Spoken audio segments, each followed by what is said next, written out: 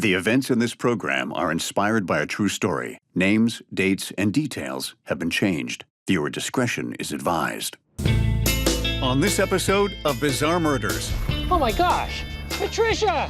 When a young hippie is murdered in her co-op. Oh, help! Somebody! Detectives turn to her free-loving friends to track down her killer. Did you hear anything that sounded out of the norm? No, man. But when a strange clue leads to a dead end.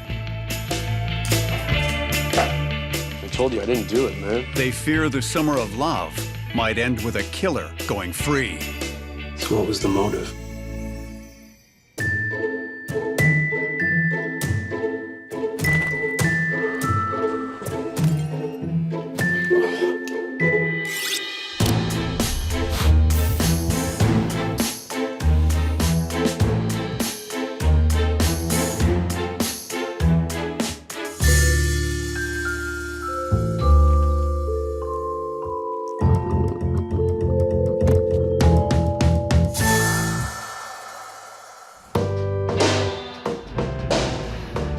Ashbury, San Francisco, 1970.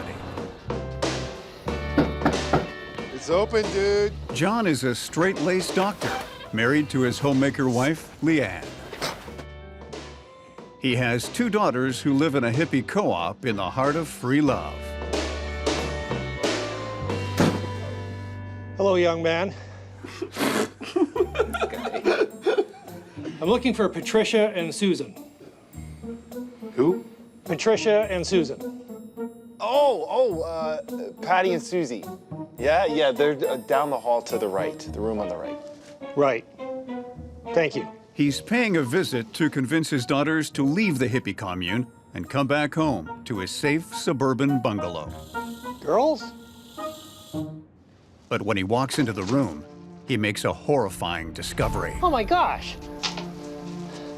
No! Patricia! Sweetie! No! Help! Help!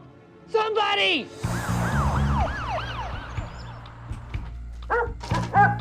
Detective Frederick, a rookie with the San Francisco PD, is called to the scene of the crime. Sorry, she's not good with strangers.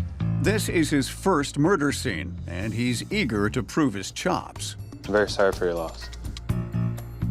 He determines that Patty was bludgeoned to death with a lava lamp.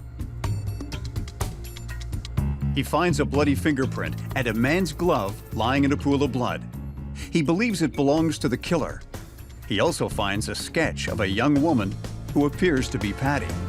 I remember when I was a new agent, so I feel Detective Frederick's pain.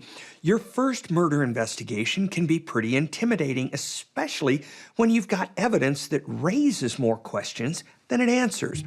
Did the killer go there with the intent to kill? Or was it a crime of opportunity? Was it a sexual assault or a robbery? And why did the killer leave behind a sketch of the victim? This is a challenging crime scene for a seasoned detective, much less a rookie. My advice, just 1 foot in front of the other, brother. Do you know of anyone who had issues with Patty? No, man. No, she was a sweet girl. No one would want to hurt her. Patty's roommates tell Detective Frederick that her sister Susie is on tour with her band, so Patty was staying alone in her room. Was there anyone suspicious in the house at all last night? We don't keep a sign-in sheet, man. Society's rules aren't ours. Well, did you hear anything that sounded out of the norm? No, man. Actually, now that I think of it, I heard a scream. And? I didn't think anything of it. I just thought it was one of the girls, you know, like getting it on. So. And what time was that? I was tripping, man. I wasn't taking notes. Well, did the dog bark at all? No. And you know what? The pooch is pretty vocal if she doesn't know you. I mean, you walk up and she'll just raise a holy hell. So the killer knew Patty. Or else the dog would have barked. If you say so, man. As an investigator, I know there's nothing more annoying than unreliable witnesses, especially when they're out of their heads on weed and goofballs. But as always, man's best friend comes to the rescue. The fact that Poppy didn't bark signals to Fredericks that when the killer walked into the room, he or she was no stranger. I'm gonna need to grab everyone's fingerprints before I leave. Yeah, of course. We're here to help you, man. I mean, we all loved Patty. She was a sweet girl, man.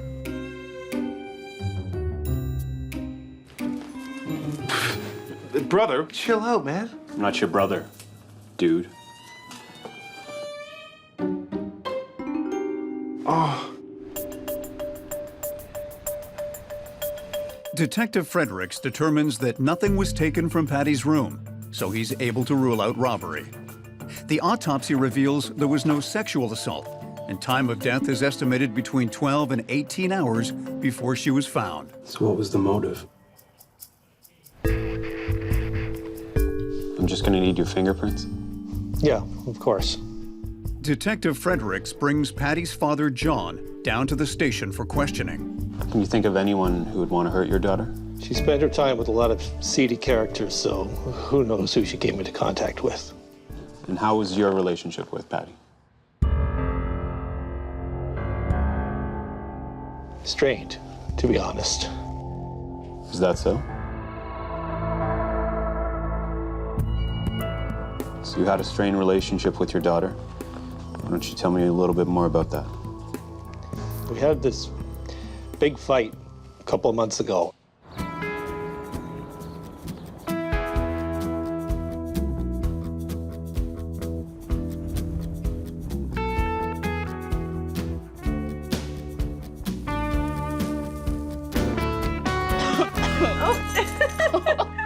John wants his daughters to go to college, find a nice man to marry, and become homemakers. What the hell is going on in here? Dad, you can't just barge in on us like that. It's my house, my rules. When you start paying the bills, you can make the rules.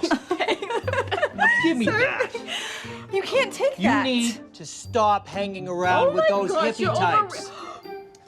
Dad! But it's the summer of love, and Patty and Susie don't want to conform to society's rules. They aren't interested in landing a husband or pumping out babies. You're throwing your lives away with this lifestyle of yours. Patty wants to be a model, and Susie wants to play guitar in a band. You girls should move to Iowa. He threatens to send them to live in the Midwest with their grandmother if they don't shape up. Okay, you know what? Don't even worry because we're already gone. Where are you We're going? going. We're leaving because clearly you don't want us here. Here, puppy. Come on. Come on. Let's go. Don't think you can come crawling back here. We won't. You're gonna regret this.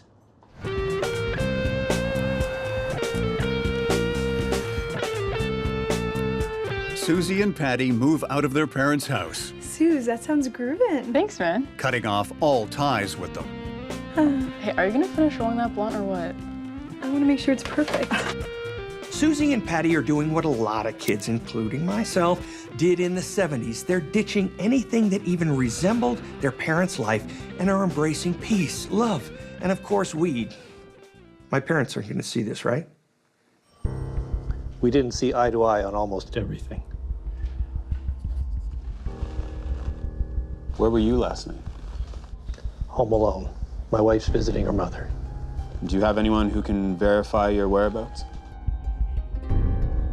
Like I said, I was home alone. You don't think I did this, do you? John's relationship with his daughters was anything but peace and love. And while it's hard to imagine a father killing his daughter, trust me, I've seen stranger things. It's not too far-fetched to think that he went over there to convince them to come home. They refused, their fight escalated, and he simply lost control. Case closed. I'm gonna have to ask you to do something for me, sir. Detective Fredericks asks John to try on the glove the killer left at the scene of the crime.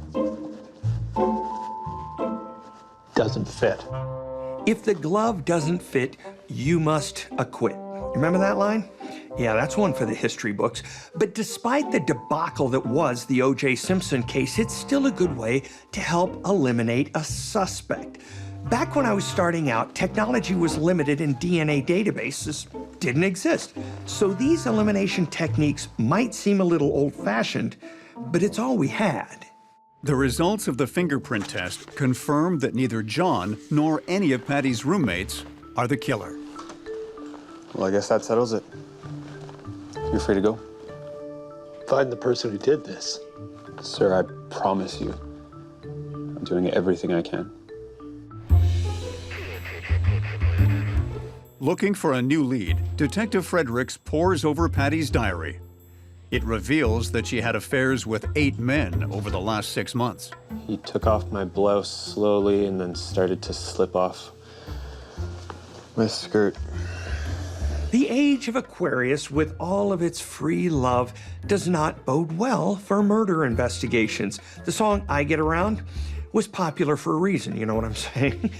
But for cops, the problem with too many lovers is that you have too many suspects. And too many suspects means a whole lot of confusion. As he nears the end of the diary, Detective Fredericks discovers something that piques his interest. Yesterday, I met the coolest cat at an art show. His name is Davy. An hour after we met, we shagged on the carpet.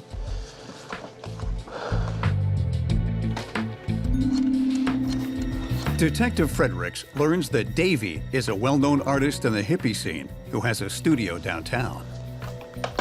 Bingo. This is what I call a good day in Copland. It's basically a lead that could crack the case wide open. Detective Fredericks knows that Patty was likely killed by the person who drew the sketch of her and left it at the murder scene, and who she knew intimately. And lo and behold, the final entry in her diary is about a lover who also happens to be an artist. As investigators, you never rely on getting a lucky break, but when you do, you thank the detective gods and move on.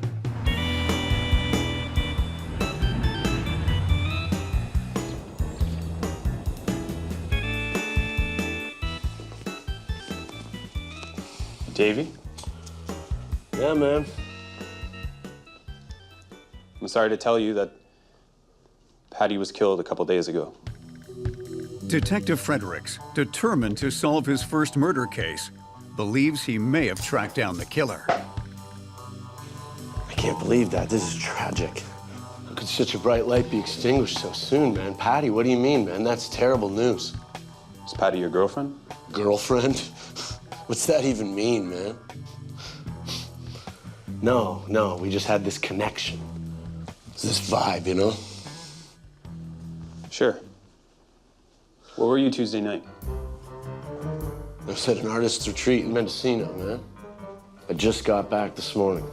Detective Fredericks, suspicious of the convenient timing of Davy's retreat, asks him to come down to the station for further questioning. I didn't hurt Patty, man. We'll see about that. I just need you to do something for me. It'll just take a second. I told you I didn't do it, man. While Detective Fredericks runs Davy's fingerprints, he asks him to try on the glove.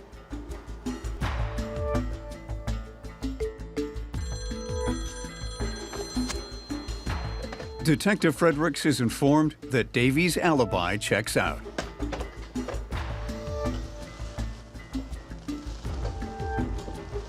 You're free to go. But before you go, The detective shows Davy the sketch that he found at the scene of the crime, hoping for some insight into the mind of the killer. by looking at that, can you tell anything about the artist? That's no artist, man. That's an amateur. You dig? This is the frustrating part about detective work. Dead ends. Detective Fredericks now has 0 leads on this would-be artist/killer. Back to the drawing board. Later that day, Please have a seat. Susie arrives home from her music tour after hearing the news about her sister. I'm so sorry for your loss. What happened to Patty? Detective Fredericks tells Susie that they think Patty knew her killer, and he may be an amateur artist. Do you know anyone that fits that description? No, everybody loved Patty. Anyone she worked with or lived with? Well, there was this one guy. His name was Jeffrey. Susie tells the detective that she remembers a wannabe artist who used to live in the co-op. He was really creepy, and he always used to follow me around and sketch me.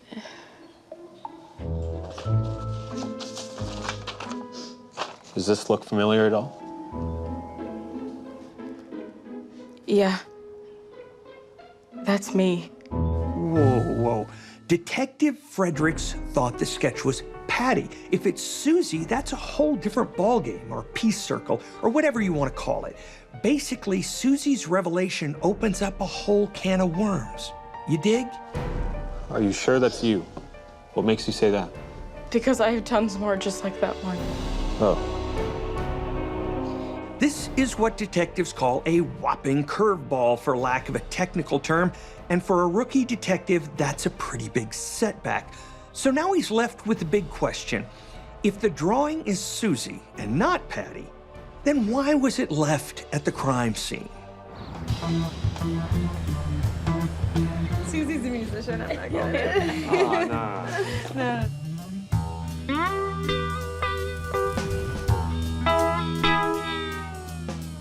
Hey, man. Hi. Welcome, dude. It's good Hello. to see you, man. How's everyone doing? Sit down, sit down, sit down.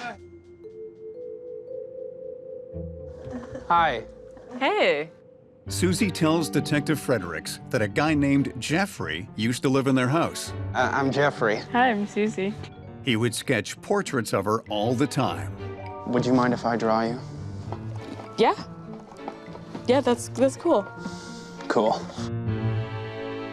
Despite his lack of talent, he thinks he's the next big thing to hit the art world. He doesn't let anything come between him and his dream until he meets Susie. You're very beautiful. Thank you. At first, Susie is flattered, but soon, Jeffrey can't seem to draw anything other than Susie Susie, and starts to follow her around the house. can I draw you? The light is so beautiful in here. Yeah, I guess.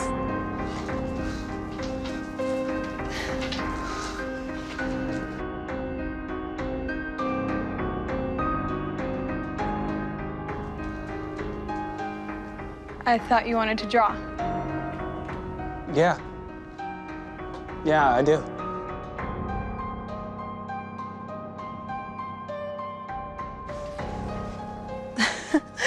You call yourself an artist?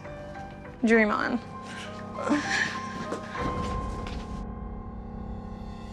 Eventually, Jeffrey's attention turns to obsession. Jeffrey, what are you doing? Sorry, I was just... Go away. I'm sorry. Susie can't go anywhere without Jeffrey's eyes and a sketch pad following.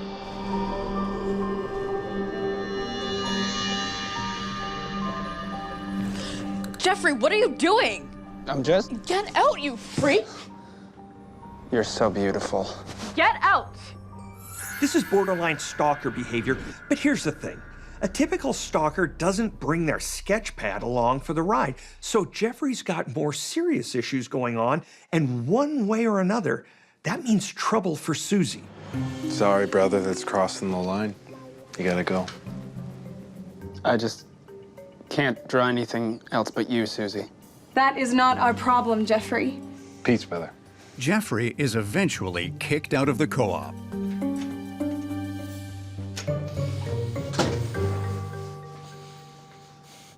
He gave me sketch after sketch after sketch, and I never knew where to put them. I just threw them in my closet. I probably have hundreds more just like this one. Detective Fredericks tells Susie that he'll need to collect the sketches for evidence.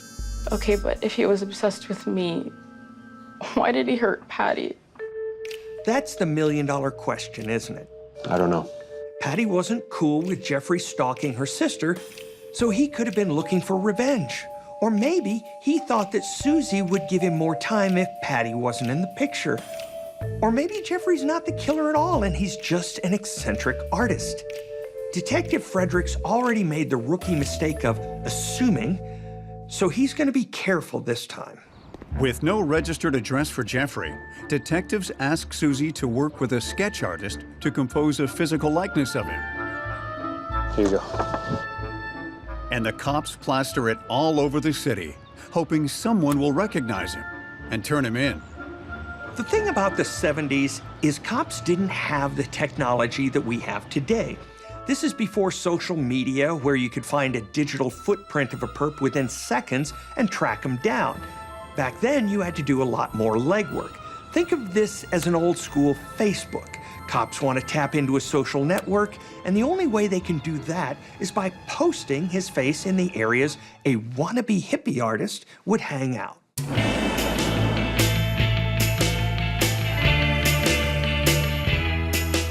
Meanwhile, Jeffrey, amateur artist extraordinaire, believes he has just killed the object of his obsession and is finally free to explore his creative genius. Hey, Kathleen. Wow, you're smiling. I feel great. I'm so ready to unwrap the true artist inside me. You know? Cool. This guy is fooling himself if he thinks he's headed for greatness, with or without his muse. I know I'm just the man, but even I could draw a better banana than this low-rent Andy Warhol wannabe.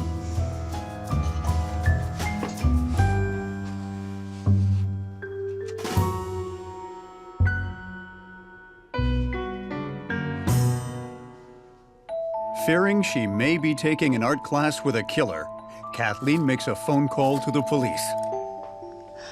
Yes, hi. I'm not sure, but I think I'm sitting next to the guy in the wanted poster.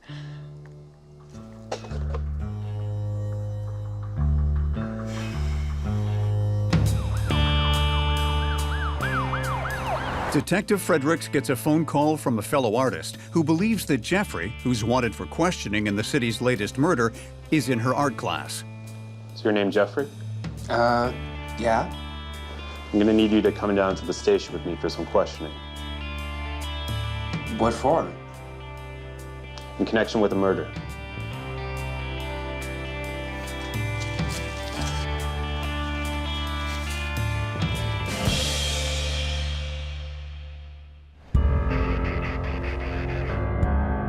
I'm just gonna show you a few things. Detective Fredericks tries to pin the sketch found at the murder scene on Jeffrey. Recognize that at all? No. How about this one? Or this one? Or this one? This one? How about this one? Should I continue? Okay, it's my artwork. I like to draw Susie. She was beautiful. Why was one of your sketches found at the murder site? I don't know. Detective Fredericks asks Jeffrey to try on the glove that was found at the scene of the crime. It doesn't fit. Try pulling a little harder. Well, strike 3 for you. Are you ready to talk? I had no choice. What do you mean? I would never become the artist I was meant to be with her alive. As a motive for murder, it may sound far-fetched, but obsession can do strange things to people and can actually cause them to lose sight of reality. Jeffrey admits that the moment he met Susie, he was overwhelmed by her beauty and talent. His admiration soon turned to infatuation. Jeffrey, what is this? This is Susie. He becomes unable to think about, much less draw, anything but Susie. This is a still life class, not a portrait class. But she's my muse. Make the fruit your muse. His art teacher tells him that he'll flunk out of her class if he doesn't learn to draw the basics, and never amount to anything if he continues to draw the same model over and over.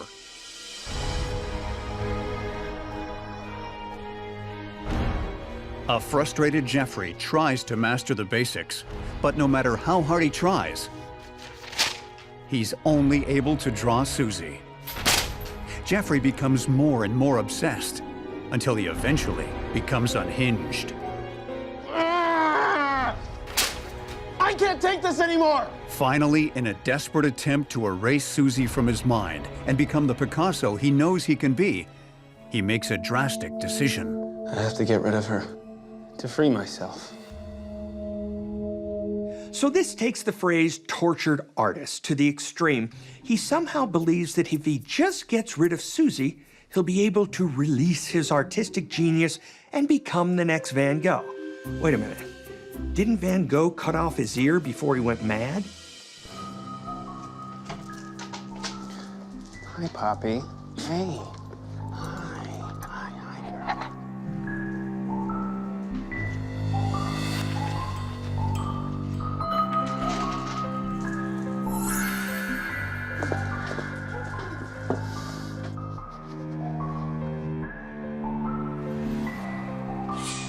I can't do this anymore.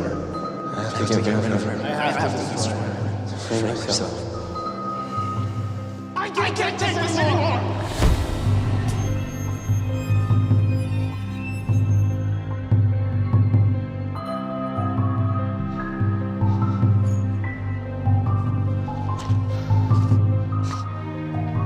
Good riddance, Susie.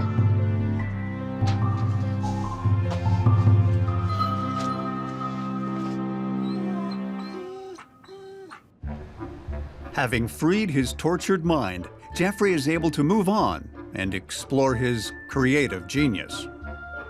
What I don't get is, if you're so fixated on Susie, why did you kill her sister, Patty? I didn't kill Patty. I killed Susie. No, you killed Patty. No, I killed Susie. No, you killed Patty. No, I killed Susie. No, you didn't.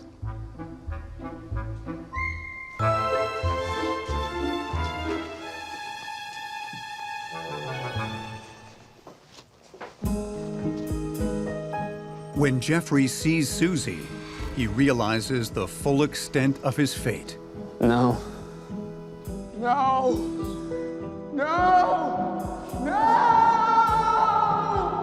Whoops, that's one you can't take back. What do you when you've just killed the wrong girl in order to free your inner artist? You rot in jail, that's what you do. To everything there is a season. And this cool cat's gonna be chilling in prison for a very long time. After confessing to killing Patty, Jeffrey is convicted of first-degree murder. He is sentenced to life in prison. In Jeffrey's mind, his potential as an artist was somewhere between Da Vinci and Dali, if he could only unleash it. His obsession with Susie and the fact that he could only draw her convinced Jeffrey that if he could only get rid of his muse, he might finally master his art. In reality, his true talent probably lies somewhere between narcissism and delusion. And now it turns out Michelangelo is not only stuck in jail for the rest of his life, but he's also trapped in a prison of his own mind, doomed to draw Susie forever. Peace out.